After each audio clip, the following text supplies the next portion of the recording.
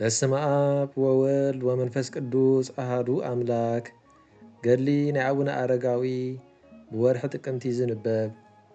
ኣብ መንግስቱ ፍጻመ ኣብ ባህሪኡ ሕልፈት ኮነ ለውጢ ዘይብሉ ኣብ ልዕሊ ንፋሳት ድንኳን ማይ ተኺሉ ዘርግእ ካብ ከርሲ ደመና ወሓይዝ ማይ ዘምጽእ ብሓይሊ ነጎድጓድን መባረቕን ኣጽኒዑ ብኢድ መላእኽቲ ናብ ሰማይ ዘዕርግ ብስም ሓያልን ጽኑዑን እግዚኣብሔር ኣብ ብማሕታ መባርቕ ብድምፂ ነጎድጓድ እናተናወፁ ክሳብ ኣርባዕተ ማእዝናት ዓለም ዝስማዕ ሓይሉ እናኣርኣየ ምሕረቱ ንምግላጽ ካብ ዓመት ናብ ዓመት ዘኽርም ንኹሉ ፍጥረት በረኸቱ እናመገበ ንጥሙይ እናኣጽገበ ንጽሙእ ንምርዋይ እንድኻ ኾነና ሃብታም ንሰብ ይኹን ንእንስሳ ንዘርእን ቀለብን ብማዕረ ምእንቲ ኸሰስዮም ንዝናም ናብ ምድሪ ዝፈኑ ንዘለዓለም ንኣምን።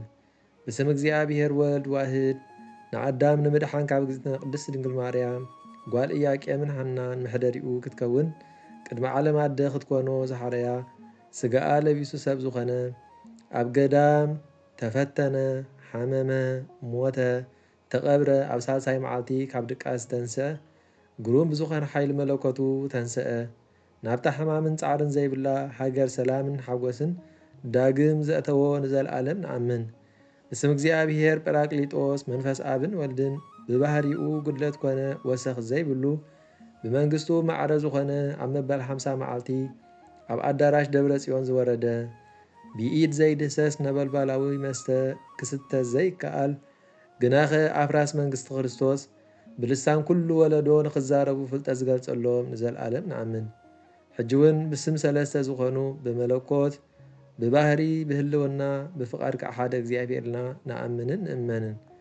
ብዘመን መንግስቲ ገብረ መስቀል ወዲ ካልየብ ንጉስ ኢትዮጵያ ብፍሉይ ድርሰት ዜሙኡ ንመላእ ሃገር ብርሃኑ ዘብርሀ ማህሌታዊ ቅዱስ ያሬድ ብመንፈስ ቅዱስ ዝደረሶ መክብብ ሰመንቱ ቅዱሳን ዝኾነ ናይ እግዚኣብሔር ሰብ ብፁዕን ቅዱስን ኣባ ዘሚካኤል ንሱ ድማ አረጋዊ ናይዚ ዓለም ክብርን ሃብትን ኒዕቁ ትዕግስቱ ጽንዓቱ ገድሉን ተኣምራቱን ዝገልጽ ዜንኡ ንጽሕፍ ኣሎና።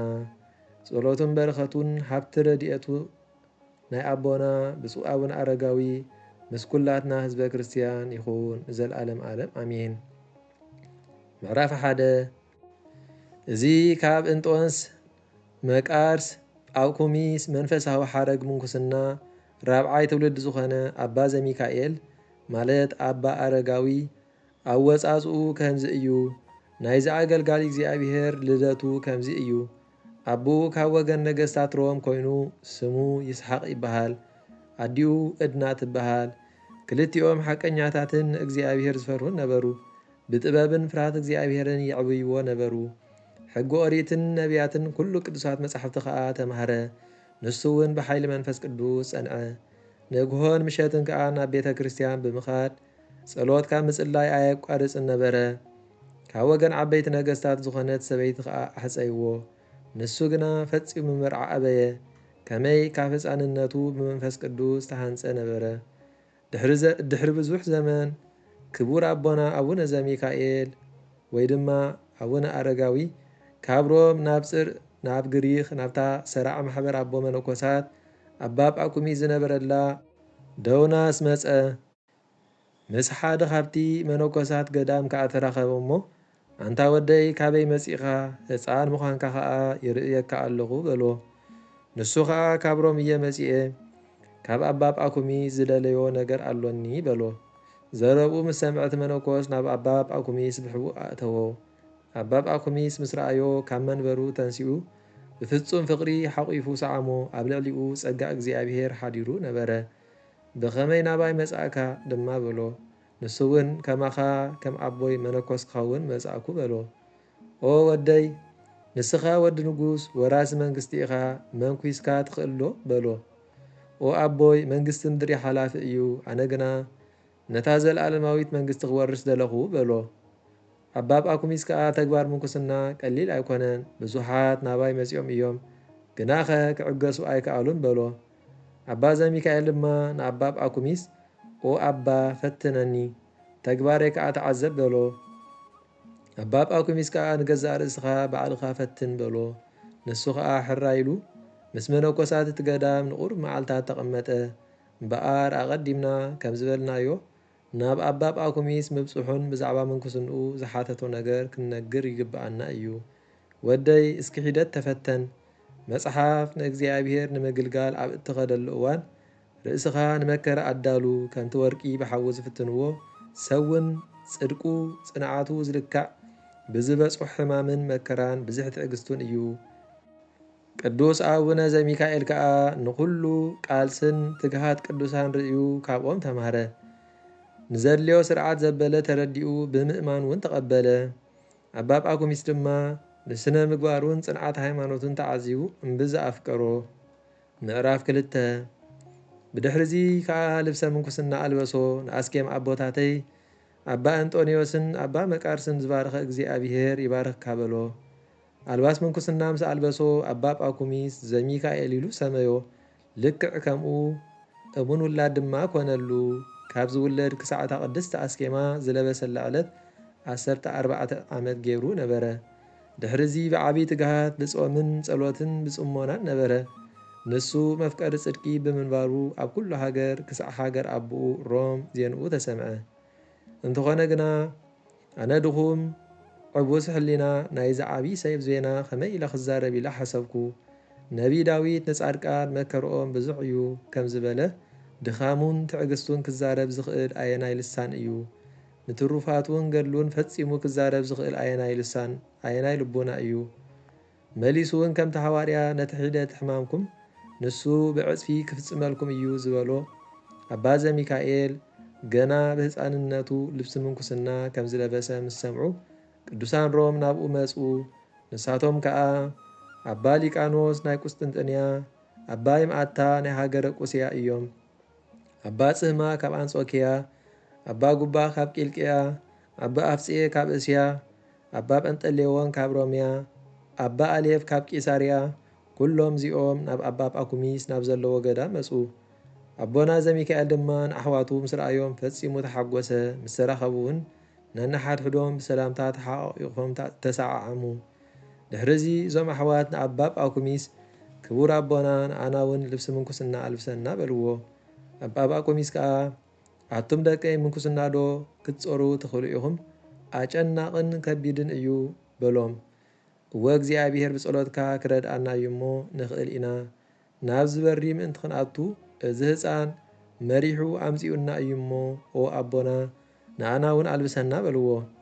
ሽዑ ኣባ ጳኩሚስ ልብሲ ምንኩስና ኣልበሶም ንነፍሲ ወከፍ ኣስማቶም ሰይሙ ከዓ ባረኾም። ድሕሪዚ እዞም 8 ኣሕዋት ግብሪ ምንኩስናን ስርዓት ማሕበር እናተማህሩ ብብዙሕ ፃዕሪ ትግሃት ኣርምሞ ትዕግስቲ ርእስኻ ምትሓት ምስ መምህሮም ኣባ ጳኩሚስ ብዙሕ ዓመታት ተቐመጡ። እቶም ኣሕዋት ከዓ ከምቲ መጓስኡ ዝሕሉ ለዋህ ጓሳ ናብዚ ጎደና ስለ ዝመራሕካና ብፁዕ ኢኻ በልዎ። በዚ ድማ ብጥበቡን ልቦንኡን ብዕድምኡ ኣቃውማ ኣካሉን ንእሽቶ ክነሱ ኣረጋዊ ተባህለ። ንሱ በዓል ምሉእ ኣእምሮ ሞገስ ጸጋ ዝሓደሮን ነበረ።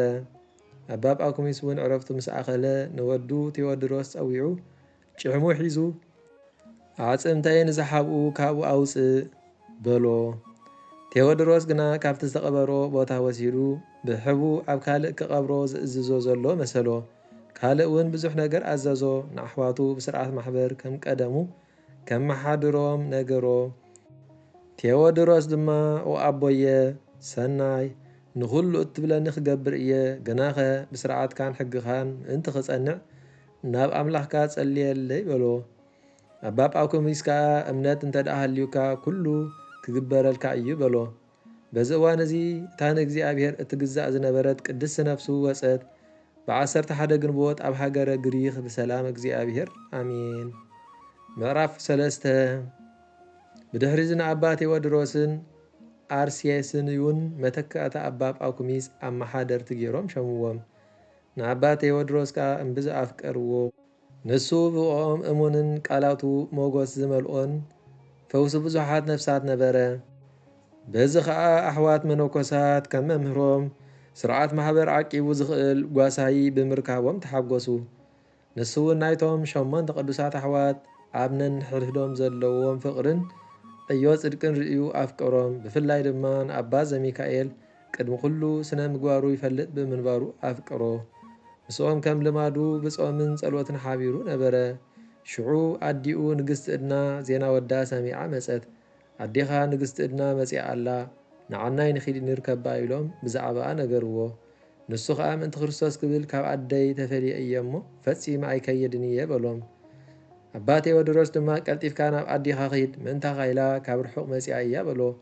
ንሱ እውን ወንጌል ዝብሎዶ ኣይሰማዕካን ንጎይታ እንሆ ኣዴኻን ኣሕዋትካን ደው ኢሎም ይጽበዩኻ ኣለዉ ምስ በልዎ ጎይታ ኢየሱስ ከዓ እቲ ፍቓድ ሰማያዊ ኣቦይ ዝፍጽም እምበር በዓል መን እዮም ኣደይን ኣሕዋተይን ዝበሎ ስለዚ ክኸይድ ኣይክእልን እየ በሎ።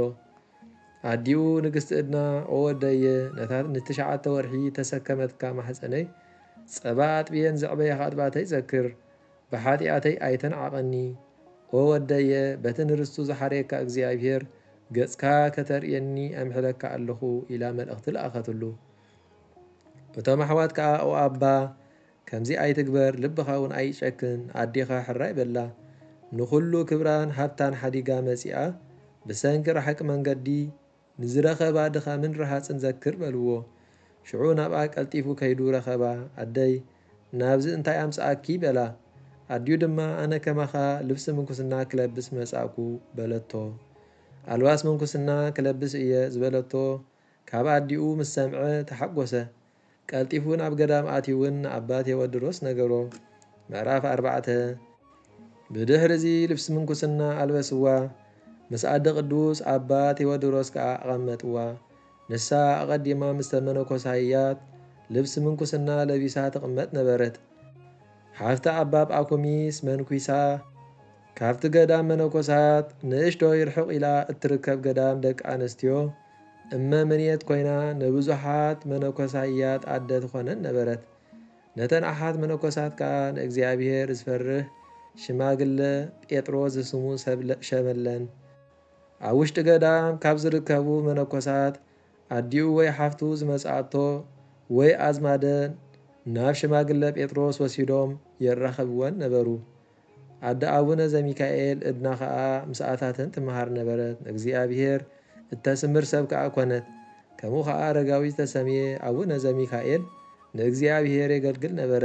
ንቤት ማሕበርን ንመምህሩ ቴዎድሮስ ዝለኣኸሉ ጊዜ እውን ነበረ። ብሰናይ ተግባር እናዓበየ ብብዙሕ ጾምን ጸሎትን ትሕርንትን ዝተማህሮ ንኹሉ ናብ ጎደና ጽድቂ ትመርሕ ንኣሕዋቱ ይምህሮም ነበረ። እዞም ኣሕዋት መነኮሳት ምስ ኣባ ቴዎድሮስ ን7 ዓመት ምስ ተቐመጡ ኣቡነ ይስሐቅ ንሱ ከዓ ገሪማ ግና ምስኣታቶም ኣይነበረን። ብድሕሪ እዚ እዞም ኣሕዋት ናብ ሃገሮም ክኸዱ ደለዩ። ንኣቦኦም ኣባ ቴዎድሮስን ኣባ ኣርሴስዮንን ምስ ኩሎም ፍትዋት ኣሕዋት ማሕበር ተፋነውዎም። ንሶም እውን ብሰላም እግዚኣብሔር ኣፋነውዎም። ኣብ ትውልዲ ሃገሮም ሮም ምስ ኣተዉ ኣዝዩ ብዙሕ ዘደንቕ ተኣምራት እናገበሩ ብትግሃት ጽሙና ጸሎት ንሒደት እዋን ተቐመጡ። ንሮም ሃገሮም ከዓ ካብ ቅዱሳን ኣቦታቶም ብዝተምሃርዎ ትምህርቲ ናብ ቅንዕቲ ሃይማኖት መለስዋ። ዳግም እውን ንጎይታና ኢየሱስ ክርስቶስ ንእግዝእትነ ማርያም ኣስራት ክኾንዋ ንምድሪ ኣዝየብ ከም ዝሃባ ካብ መጻሕፍቲ ቅዱሳት ሰምዑ።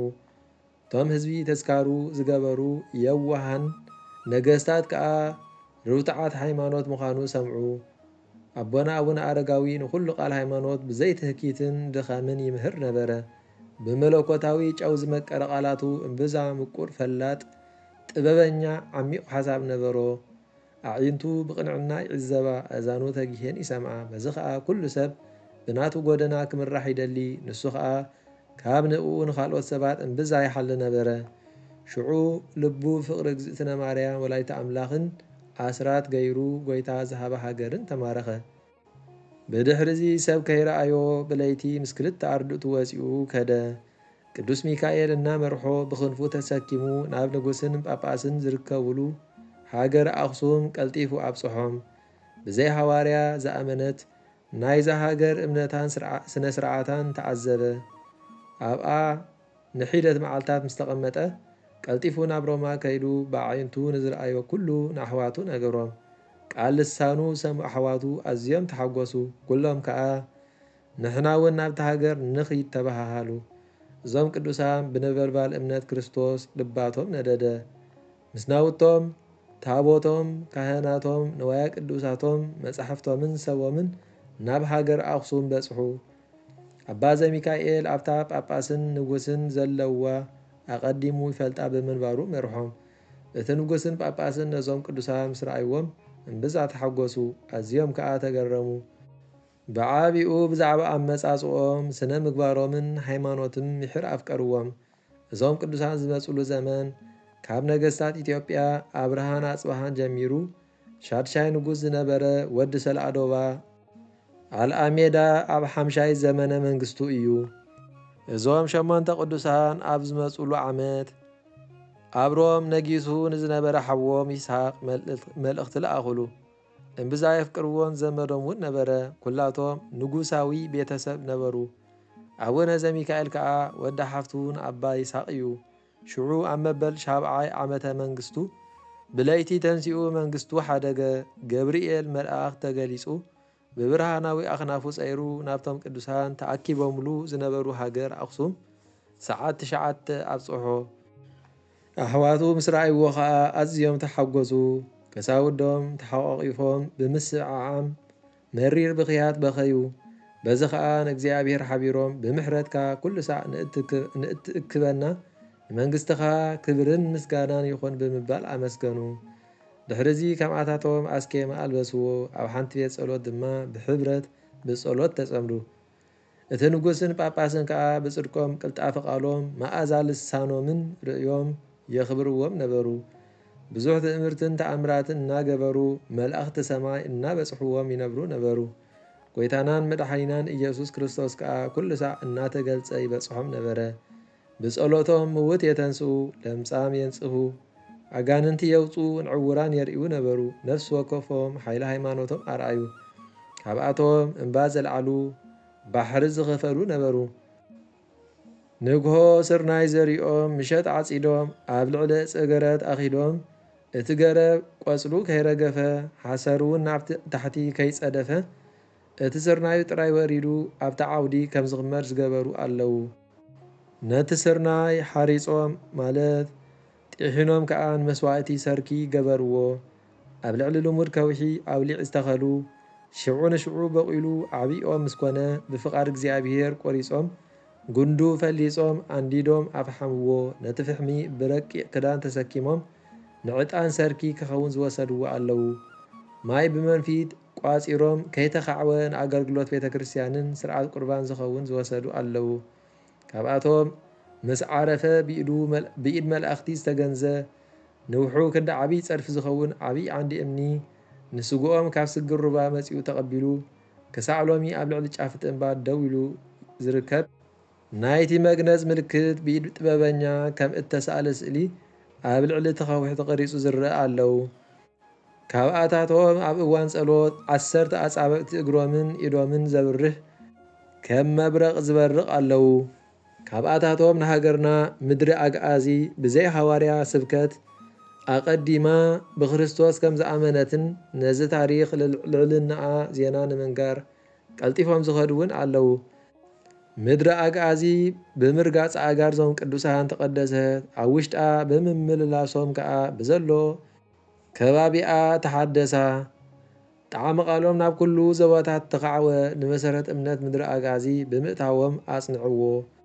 ጸሎቶምን በረኸቶምን ጻማ ገድሎምን ምስ ኣገልገልቶም ሰውትን ኣንስትን ምስ ኩላትና ህዝበ ክርስቲያን ይኹን ንዘለኣለም ዓለም ኣሜን።